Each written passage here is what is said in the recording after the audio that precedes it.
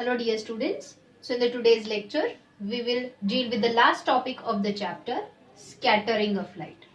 As you all know, इससे पहले हमने refraction of light पढ़ा. Under that we studied various examples of atmospheric refraction of light, जिसमें हमने पढ़ा apparent position of the star is slightly higher than the actual position. We studied advanced sunrise and delayed sunset, right? We studied mirage, twinkling of the stars, planets do not twinkle. Okay, so such number of examples we studied due to atmospheric refraction of light. So first phenomenon, the natural phenomenon which we studied, that was refraction of light. The second phenomenon we studied, that was dispersion of light, that is the splitting of a light into its component colors. जैसे कि जो white light है, white light means जो sunlight है, sunlight is actually the mixture of 7 colors, is a combination of 7 colors with your जो rainbow में होते हैं. Okay, so from the dispersion of light we studied how the rainbow formation takes place. We also studied the partial and total internal reflection of light. Okay, तो आज के lecture में हम last topic पढ़ेंगे, scattering of light. Now what is scattering of light? Students, again we know that air, the atmosphere, is made up of mixture of gases, dust and particles, right? तो air में कुछ particles भी होते हैं. So these are suppose the particles of the air. Some particles are very fine, some particles are big. Are you understanding? Some are fine particles of light. Some are fine particles in the air. Some are big enough particles in the air. Now when the sunlight, again sunlight we call as white light. Now suppose this is the sunlight which is traveling through the atmosphere. When the sunlight bombards, strikes on a fine particle, are you understanding? जब sunlight कोई fine particle के ऊपर bombard होता है, धड़क जाता है, okay? Then उसके अंदर we know that 7 colors छुपे हुए हैं, okay, such as violet, indigo, blue, green, yellow, orange, red. इसमें से students we know that जो blue color है means violet, indigo, blue, family of blue. Blue color का जो light है उसका wavelength greater है कि shorter? Correct. Wavelength of blue light is shorter, whereas wavelength of red light is greater. Wavelength. So depending on the wavelength of the component light, component मतलब sunlight के अंदर छुपा हुआ ये जो colorful lights है, तो उसके wavelength पे depend करता है कि ये जो fine particles है वो कौन से light को different direction में deflect करेंगे. अब जो fine particles atmosphere के छोटे छोटे particles वो इसके blue light को scatter करते हैं. Scatter means deflecting into different directions. I repeat, deflecting into different directions.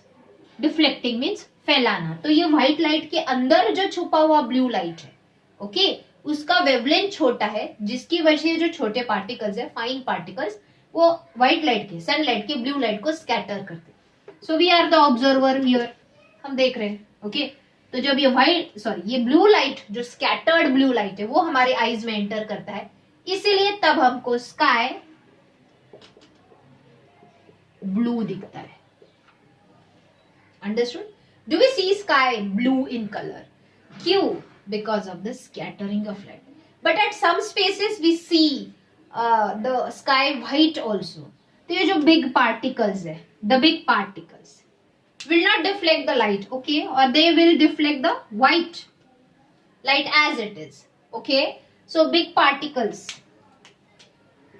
deflects the white light. Fine particles deflect the blue light. Are you getting that? तो जब हमारे आईज में white light ही जा रहा है तो हमको स्काई व्हाइट दिखेगा. जब हमारे आईज में ब्लू लाइट जा रहा है तो हमको स्काई ब्लू दिखेगा. तो somewhere we see it blue, somewhere we see white. Mostly we see the sky blue in colour, क्योंकि number of sun rays which are coming towards us, they bombard they fall on fine particles of the atmosphere and वो white light के अंदर का blue light scatter होके हमारे eyes में आता है, so we see the sky blue in colour. तो समझे, we can see the sky blue, we see the sky white also. But students, at the time of sunrise and sunset, I repeat, at the time of sunrise and sunset, कौन से colour का दिखता है हमको sky? Correct. Do we see it reddish orange? Now यहाँ पे आता है रेड लाइट जो व्हाइट लाइट के अंदर छुपा हुआ है. सो स्टूडेंट्स, अगेन ये जो रेड लाइट है इसके अंदर का red light, okay, it can travel farther distance, लंबे डिस्टेंस जो है, दूर के डिस्टेंस वो ट्रेवल कर सकता है. Because at the time of sunrise and sunset the sun is at horizon, right, हमने पहले भी पढ़ा है. होराइजन पे सन होता है तो distance between the observer and the sun is very far. तो ऐसे फार डिस्टेंस के वक्त जब सनलाइट हमारी तरफ आ रहा है तो ये जो ब्लू लाइट है पहले ही स्कैटर होके निकल लिया. बट इसके अंदर का जो रेड लाइट है, it can travel a longer distance. Are you getting that? So it reaches to us in our eyes and we see the sky reddish orange. समझे? So red light doesn't get scattered easily क्योंकि उसके wavelength longer है, वो वैसे के वैसे हमारी तरफ आ जाता है. बाकी के लाइट स्कैटर होके अलग अलग डायरेक्शन में निकल लेते हैं. तो जो हमारे आईज तक रीच होता है, जो पहुंचता है, वैसा हमको स्काई का कलर दिखता है. अंडरस्टूड? सो स्काई ब्लू क्यों दिखता है या व्हाइट क्यों दिखता है या रेडिश ऑरेंज क्यों दिखता है? It is all because of one phenomenon, that is scattering of light. Fine particles of the atmosphere scatters blue light because of its shorter wavelength. Big particle scatters the white light as it is, but the red light does not get scattered. Red light does not get scattered due to its greater wavelength. So it can travel longer distance without getting scattered, reaches into eyes, and we can see. इसीलिए students, why the danger signals? Why the danger signals are colored or painted with red color? Why not with blue color? See, हम suppose हम घाट में से जा रहे हैं, okay, zigzag lane में से जा रहे हैं और वहां पे वैले है, दरी है, ओके, तो रोड के साइड में रेड कलर के पिलर्स लगाए होते हैं ताकि दूर से भी वो हमको दिखेंगे, क्योंकि red light longer distance travel करके हमारे आईज तक पहुंचता है and we can see that object. उसके जगह ब्लू वाले लगाए तो ब्लू वाला स्कैटर हो जाएगा, हमारे आंखों तक पहुंचते पहुंचते हम दरी में गिर जाएंगे. समझ में आया? Okay, so that is our danger signals are mostly painted और coloured with red colour so that we can see it from the far distance also and we can save our life from any kind of danger. Okay, so I hope you all have understood this. The very last point. When an astronaut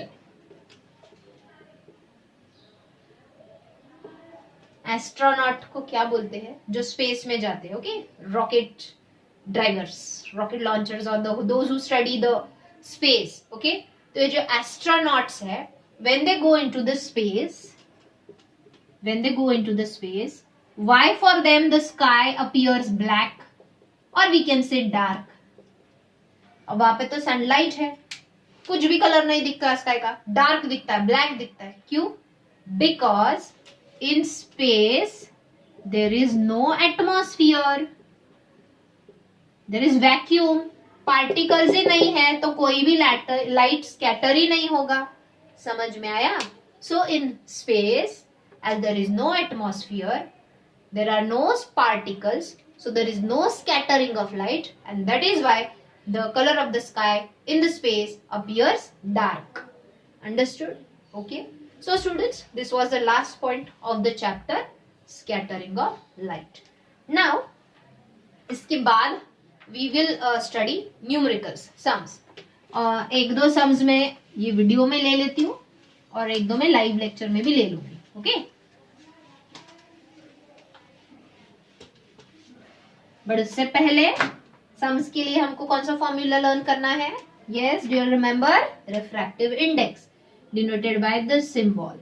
okay, So the first formula, refractive index of second medium with respect to first is V1 upon V2. Refractive index of first medium with respect to second, read हमेशा यहां से यहां करना है, यहां से यहां, okay, is equal to V2 upon V1. Okay, तो ये जो दो फॉर्मूले हैं इनको हम बोलते हैं रिलेटिव रिफ्रैक्टिव इंडेक्स. क्योंकि यहाँ पे ये जो पेयर ऑफ मीडिया है, मतलब ये जो दो मीडियम है वो कोई भी दो मीडियम हो सकते हैं, कोई भी दो ट्रांसपेरेंट मीडियम हो सकते हैं. बट अगर फर्स्ट मीडियम एयर या वैक्यूम है, refractive index of second medium with respect to air और वैक्यूम, अगर फर्स्ट मीडियम एयर या वैक्यूम है, then it is called refractive index of second medium with respect to air or vacuum, then it is called absolute refractive index, which is also given by V1 upon V2. यही formula है, second with respect to first, second with respect to first, V1 upon V2. Okay, that is velocity of light in first medium upon velocity of light in second medium.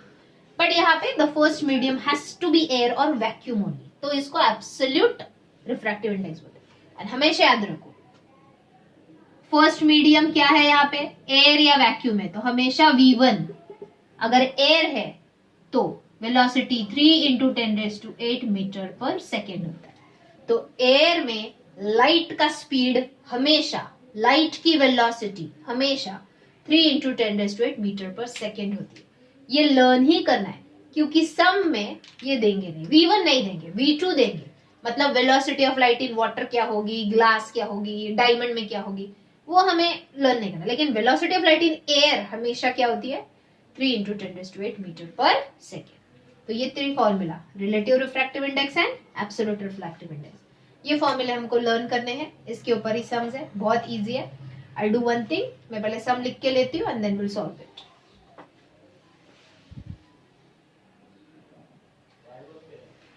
Okay, so students, this is the सम.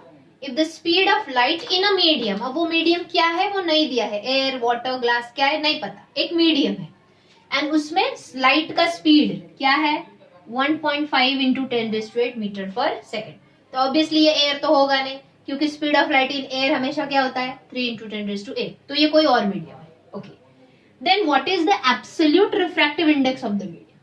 अब हमको यहाँ पे indirectly बोला है ये second medium है, क्योंकि absolute refractive index मतलब फर्स्ट मीडियम क्या होगा, एयर. तो इनडायरेक्टली हमको यहाँ पे क्या दिया है, V1. सो गिवन में absolute refractive index find out करना है. एब्सोल्यूट मतलब first medium is air, therefore V1 is, first medium अगर एयर है तो V1 क्या होता है, speed of light in air 3 into 10⁸ meter per second. तो ये ऑटोमेटिकली एयर में से ही इस मीडियम में जाएगा ना, फर्स्ट मीडियम एयर है तो सेकेंड मीडियम ये है. So V2 is equal to 1.5 into 10⁸ meter per second. To find, क्या फाइंड करना है हमको, absolute refractive index, that is N of second medium with respect to first, क्योंकि मैंने बताया एब्सोल्यूट का भी फॉर्मूला यही है. सो चलो then solution.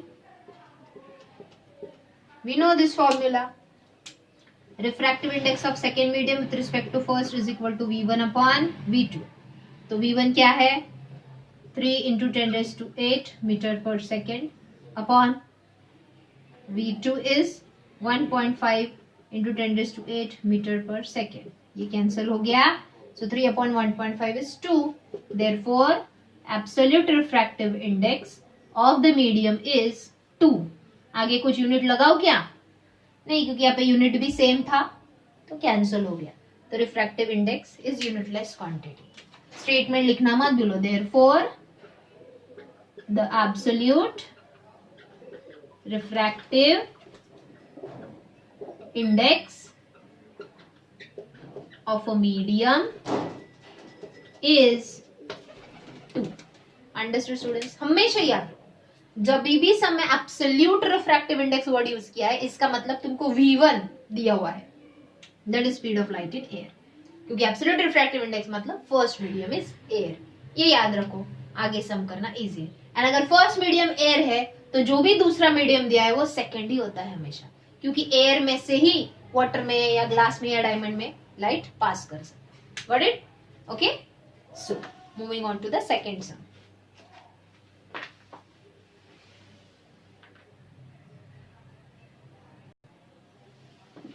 Okay, so the next sum is the absolute refractive index. Again student, इतना पढ़ते ही पहले गिवन में लिख दो. क्या लिखोगे? चलो बताओ. मैंने अभी बताया जब absolute refractive index word है means what is given? Correct. First medium का velocity that is v1 is equal to 3 into 10 raised to 8 meter per second. The absolute refractive index of water is 1.36. Water मतलब यहाँ पे पहला medium air है means second medium यहाँ पे water है. So absolute refractive index of water with respect to air is given to us is 1.36. Okay, what is the velocity of light in water? तो अगर v1 3 into 10 raised to 8 है तो v2 that is velocity of light in water हमको find करना है. To find v2 that is velocity of light in water. चलो formula use करो, easy है. Solution: refractive index of water with respect to air that is equal to v1 that is speed of light in air upon speed of light in water that is v2. Okay, तो हमको इसका value दिया है that is 1.36 is equal to v1 is 3 into 10 raised to 8 upon v2.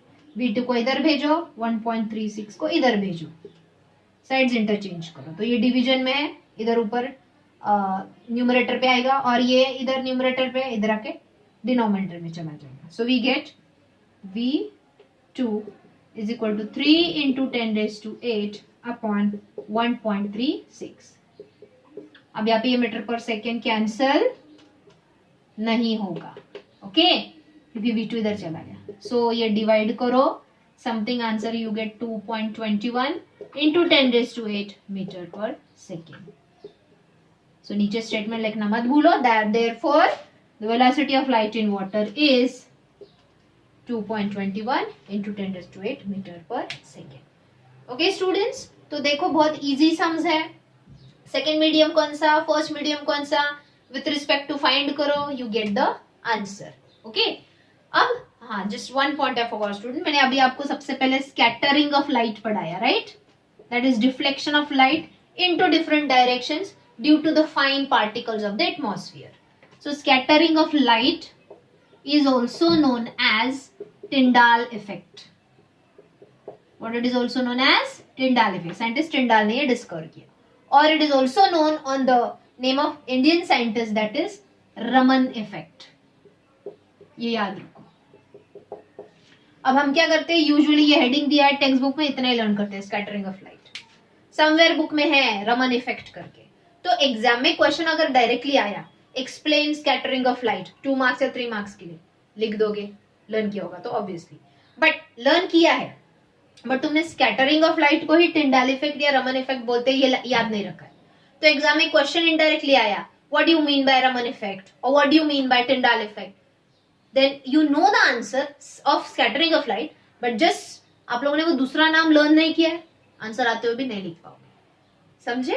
Okay, so students with this I declare refraction of light, dispersion of light and scattering of light, ये phenomenon हमारे हो गए. Okay, जब मैं live session लूंगी in that एक दो और सम्स हम लाइव लेक्चर में प्रैक्टिस करेंगे. सो आई होप आप सब लोग ये फॉर्मूला अच्छे से लर्न करोगे. एंड आज के वीडियो में मैंने जो 2 सम्स पढ़ाए हैं वो अपनी नोटबुक में लिख दो. Thank you.